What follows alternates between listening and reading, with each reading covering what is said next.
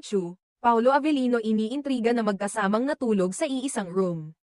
Viral ngayon ang isang video kung saan ibinahagi ni Paolo Avellino ang mga bonding moments nila ng kanyang partner na si Kim Chu. Sa isang interview, natanong ang aktor tungkol sa kung paano nila napapagsabay ang kanilang busy schedule sa pagpopromote ng kanilang pelikula na My Love Will Make You Disappear.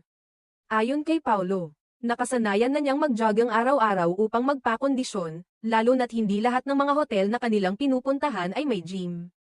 Kaya naman, ang jogging na ang naging alternatibo niyang workout. Isa pa, iniimbitahan daw niya si Kim na samahan siya sa pagtakbo dahil pareho silang mahilig sa running. Sinabi pa ni Paolo na ginigising niya si Kim upang magising at makasama siya sa umaga para mag-jogging. Naging kontrobersyal ang kanyang pahayag nang mag-react ang audience sa isang bahagi ng interview, kung saan tila nadulas ang aktor at nagbigay ng impresyon na natutulog sila ni Kim sa isang kwarto. Ang